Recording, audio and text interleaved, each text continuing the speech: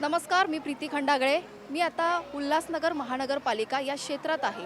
आता सगळीकडे सध्या प्रचाराची रणधुमाळी सुरू आहे. अशातच मी आता उल्हासनगर प्रभाग क्रमांक 4 येथील वंचित बहुजन आघाडीचे जे उमेदवार आहेत ते माझ्या मागे आहेत. आपण त्यांच्याकडनं इथल्या समस्या किंवा त्यांचं काय मत आहे, इथल्या नागरिकांना ते काय आव्हान करणार आहे याविषयी आपण त्यांच्याकडनं माहिती करून घेऊयात. नमस्कार. नमस्कार. काय सांगाल, सध्याचं राजकारण बघता बिनविरोध जे निवडून येत आहेत किंवा काही जणांना निवडणुकीची तिकीट न मिळाल्यामुळे ते अपक्ष पण उभे राहतात, याविषयी तुमचं काय मत आहे? ॲक्च्युली बिनविरोध निवडून येणं यासाठी सत्ताधारी पक्ष हे दबाव तंत्र यूज करून लोकांना उमेदवारांना आमिष आमिष दाखवून गैरसंविधानिक पद्धतीने जे हे कार्य करतायत हे पूर्ण पद्धतीने गैरसंविधानिक आहे. ज्यावेळेस नोटा हा ऑप्शन असतो त्यावेळेस माणूस बिनविरोध कसा असू शकतो, म्हणून ही बिनविरोध कधीच नाही व्हायला पाहिजे. लोकशाहीमध्ये ही लोकांनी निवडून दिलेले लोक निवडून आलेला व्यक्तीच हा लोकप्रतिनिधी होऊ शकतो. अच्छा, तुम्हाला असं वाटतंय का हे लोकशाहीच्या विरुद्ध हे जे बिनविरोध जे निवडून येत आहेत हे तुम्हाला योग्य वाटतं की अयोग्य वाटतं, काय सांगाल? हे खरंच लोकशाही विरुद्ध आहे, अयोग्य आहे. हे यांच्या ताकदीच्या आणि पैशाच्या जोरावर काही कॅन्डिडेट विकत घेतात किंवा माघार घेतात. पण ज्यावेळेस काही लोकांना ज्या नेत्याच्या विरोधात आक्रोश असतो, संताप असतो, विरोध असतो, तो विरोध दाखवण्याचा जो एकच माध्यम असतो हा लोकशाही पद्धतीने निवडणूक होणं, हे कुठे ना कुठे होत नाही. हे गैरसंविधानिक पद्धती आम्ही मानलं. इथल्या उल्हासनगरमधील ह्या प्रभाग क्रमांक 4 मध्ये खूप अशा समस्या असतील, त्या समस्यांचं निराकरण तुम्ही कसं करणार?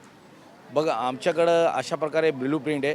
या उल्हासनगर महानगरपालिकेमध्ये प्रभाग क्रमांक 4 हा बऱ्याच वर्षापासून महानगरपालिका झाल्यापासून मागासलेला आहे. ह्या एरियामध्ये आमची 80% लोकवस्ती आहे. बहुजन समाजाची लोकवस्ती आहे, मुस्लिम समाजाची लोकवस्ती आहे, इतर समाजाची वस्ती आहे. हा जो पॅनल क्रमांक 4 आहे, इथे सर्व हातावर निर्भर असे लोक आहे, मजूर लोक आहे, नोकरीवर आधारित लोक आहेत. यांना कामधंदा आणि रोजगार इथले स्थानिक लोक देत नाही आहे. हे स्थानिक लोक आपल्या पोटापुरतं स्वतः ठेकेदार बनतात, स्वतः रेती विकतात, स्वतःच माती विकतात, स्वतः करता, पण इथल्या मजुरांना त्याबद्दल काही मिळत नाही आहे. दुसरी गोष्ट, आमच्या या बाजूला जे किनाऱ्यावर नाला व्यवस्था आहे, तर प्रत्येक वेळेस पावसाच्या वेळेस आमच्या वस्तीमध्ये पाणी शिरतं आणि पाणी शिरल्यानं आमच्या हजारो लोकांचं लाखो रुपयाचं नुकसान होतं. आणि ज्यावेळेस ते लाखो रुपयाचं नुकसान झाल्यानंतर तहसीलदाराकडे विनंतीसाठी अर्ज करायला जातात, पण तहसीलदार आज या उद्या या अशा पद्धतीने सांगून त्यांना हाकलून लावतं. पण ज्यावेळेस वंचित बहुजन आघाडीची सरकार या महानगरपालिकेत जाईल किंवा आम्हाला प्रतिनिधित्व भेटेल आणि ज्यावेळेस आम्ही लोकप्रतिनिधी म्हणून जाऊ, तर कलेक्टरला आमच्या दारी यावं लागेल मदत द्यायला. आम्ही कलेक्टरच्या दारी नाही जाणार आणि कलेक्टर जरी आम्हाला त्यांच्या दारी बनवणार तर पुरी समाज हा कलेक्टरच्या घरी घुसल्याशिवाय राहणार नाही. या उल्हासनगर महापालिकामध्ये किती कोटींचं बजेट आहे, काय काय वाटतं? ह्या उल्हासनगर महानगरपालिका ही 600 कोटीची महानगरपालिका आहे. ह्या उल्हासनगर महानगरपालिकेत 600 कोटी ही येथील टॅक्स पेयर लोकांचे 600 कोटी आहेत. मग त्यानंतर राज्य शासनाकडून 200 कोटी, त्यानंतर केंद्र शासनाकडून 300 कोटी, आमदाराकडून 50 कोटी, खासदाराकडून 50 कोटी, मुख्यमंत्री निधीकडून 10-20 कोटी, इतर मंत्र्याकडून 10-20 कोटी, असं पूर्ण टोटली आपण अमाऊंट केला तर ह्या उल्हासनगर महानगरपालिका एका वर्षाला 1000 कोटी येतो. 1000 कोटी एका वर्षाचा तुम्ही पकडला तर ह्या उल्हासनगरमध्ये पुन्हा 5 वर्षात 5000 कोटीचा निधी या उल्हासनगरला येतो. पण तुम्ही या उल्हासनगरला पाहणार तर उल्हासनगरला असा 5 रुपयाचाही एक रस्ता नाही आहे की हे 5000 कोटीचा हिशोब विचारणार. मागील बरेच वर्षापासून या उल्हासनगर महानगरपालिकात शिवसेना, BJP आणि उभाटा यासारख्या लोकांची मिलीभगतची आरीपारीची सरकार आलेली आहे, पण यांनी कधीच ह्या उल्हासनगर महानगरपालिकेवर कार्यच केले नाही आहे. तुम्ही बघणार की आज रस्ता बनतो आणि 15 दिवसांनी ड्रेनेज लाईनसाठी खोदला जातो. काय या शहरात इंजिनियर नावाची व्यवस्था आहे की नाही? का इंजिनियर या शहरात लॉकडाऊनमध्ये पास झालेला इंजिनियर या शहरातला आहे का, असा प्रश्न ह्या येथील वस्तीच्या लोकांना पडतो. आणि ह्या सर्व भ्रष्टाचार वंचित बहुजन आघाडी 1-1 रुपयाच्या हिसाब मागला पण विचार आणि पुढला पण.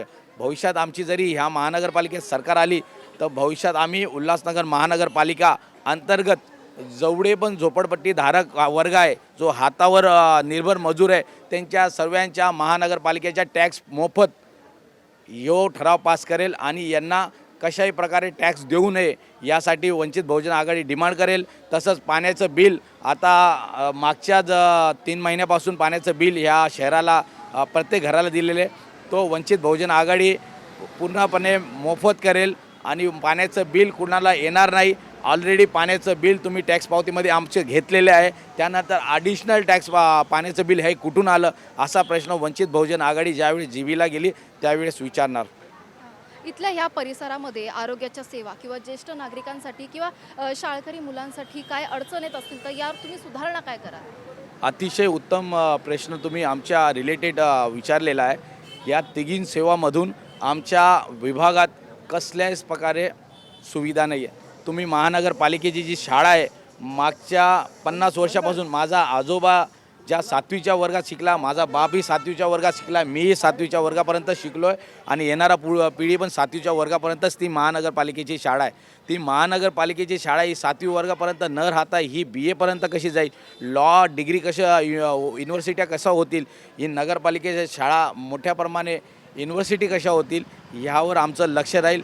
दुसरं आरोग्य, कशाच प्रकारे आमच्या लेकरांचं आरोग्य नाही आहे. आमच्या लेकरांच्या आजूबाजूला आमच्या जिथे प्रबुद्ध नगर असो, जिथं गौतम बुद्ध नगर असो, जिथं आंबेडकर नगर असो, जिथं इंदिरा कॉलनी नगर असो, जिथे पण बहुजन महापुरुषाचं नगराचं नाव असतो तिथे दारूचा धंदा, बट्टी, गांजाचा धंदा अशा प्रकारे व्यवसाय बिनधास्तपणे चालवले जातात. आणि दुसरी गोष्ट की ह्या ज्यावेळेस आम्ही अशा बदमाश धंद्यांचा आम्ही विरोध करतो तर त्यावेळेस असे इथले धनदांडगे लोक त्या पोलीस प्रशासनावर दबाव आणतात आणि ते कंटिन्यू ठेवतात आणि इथला समाज जो आहे, हातकरी जो समाज आहे, बहुजन समाज आहे, यांना नशाच्या अधीन टाकण्याचा प्रयत्न वारंवार करत आहे. अच्छा, म्हणजे तुम्ही आता सांगितलं की इथे म्हणजे नशामुक्त किंवा गुन्हेगारी पार्श्वभूमी असं काही आहे का जे तुम्हाला सुधारायचं? नाही, खरंच इथल्या ज्या लेकरं आहेत, इथले जे युवा पिढीचे लेकरं आहेत, त्यांच्या हातात कसल्या प्रकारे रोजगार न देता त्यांच्या हातात हत्यारे दिले जात आहेत. त्यांच्या हातात हत्यारं न देता त्यांना रोजगार द्या. आमची ही अगोदरपासून आम्ही निवडून गेलो नाही गेलो पण आम्ही शासनाकडे वारंवार पत्रव्यवहार केलेले की येथील लोकांच्या हातात रोजगार द्या, हत्यारं देऊ नका. तुम्ही आज बघणार की आमच्या माय माऊली ज्या आहेत त्या माय माऊलींचा पेन्शन आज बंद केलेलं आहे. ज्या वृद्ध महिला आहेत त्यांच्या पेन्शन जाणून बुजून डॉक्टर आंबेडकर नगर, प्रबुद्ध नगर, महात्मा फुले नगर या वस्तीतल्या ज्या महिला आहेत त्यांच्या जाणून बुजून पेन्शनला पूर्णपणे बंद केला आहे. लाडकी बहीण योजनेचा जो KYC आहे ते लागू केलेले नाही आहे. विविध योजनापासून आम्हाला वंचित ठेवलेले आहे, विविध योजनापासून या वंचित ठेवलेले आहे. आज तुम्ही बघणार मागील 10 वर्षापासून हा रस्त्याचं काम चालू आहे पण या ठिकाणी मुख्यमंत्री येतो त्यावेळेस कलर लावला जातो, रस्ता बनवला जातो. मग आता हा रस्ते मुख्यमंत्रीसाठी बनवला आहे का आमच्यासाठी बनवला हा प्रश्न होतो. जरी मुख्यमंत्री आणि इतर मंत्री जरी येऊन जरी आमचा रस्ता बनवत असेल तर महाराष्ट्र शासनातील सर्वच मंत्र्यांना मी वंचित बहुजनतर्फे आमंत्रित करतो, तुम्ही उल्हासनगरला कमी कमी तुमच्या माध्यमातून तरी आमचा रस्ता बनेल. शेवटचा प्रश्न विचारीन, इथल्या नागरिकांना तर तुम्ही उमेदवार म्हणून काय आश्वासन द्याल, काय आव्हान कराल?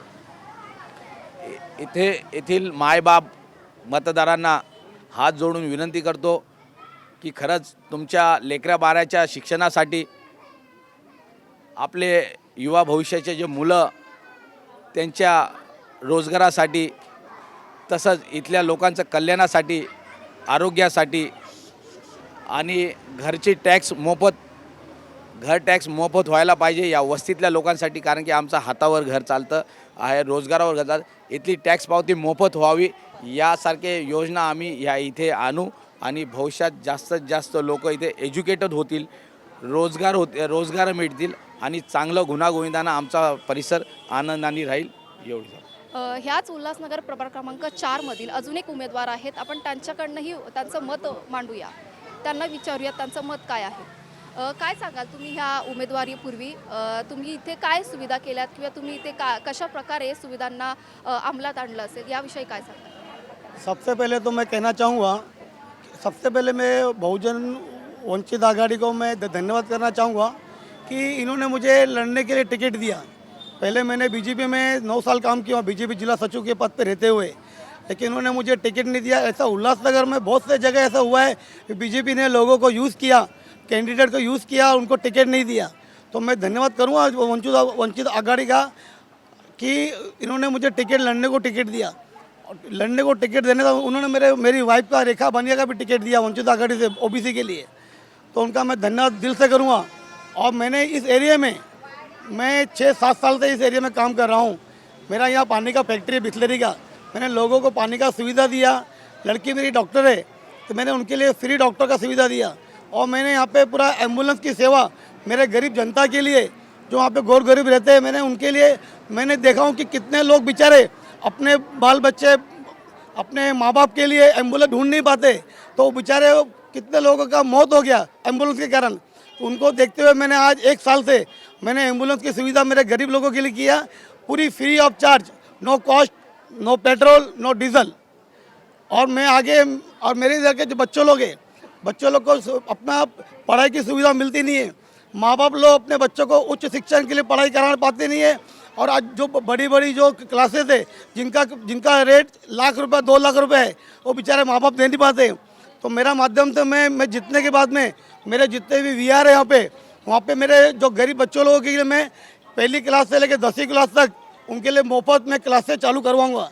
अभी तो मैंने 3 सेवा दिया हूँ, पानी की सेवा फ्री, दवाखाने की सेवा फ्री और एम्बुलेंस की सेवा फ्री किया हूँ। अभी आगे जाके मैं इन 5 सालों में बहुत से काम करूँगा। मैं बोलूँगा मैं ये करूँगा वो करूँगा नहीं, जो मैंने जो 7 साल में करके दिखाया हूँ उससे डबल टिबल में और आने वाले 5 साल में करूँगा। बच्चों लोगों से शिक्षण करूँगा। धन्यवाद। जय महाराष्ट्र, जय भीम, जय झूलेलाल। हे होते उल्हासनगर येथील प्रभाग क्रमांक 4चे उमेदवार ज्यांनी आपले विचार आणि मत मांडले। अशाच वेगवेगळ्या आपण प्रभागात जाऊन वेगवेगळ्या उमेदवारांशी चर्चा करूया। तोपर्यंत बघत राहा आवाज इंडिया मराठी।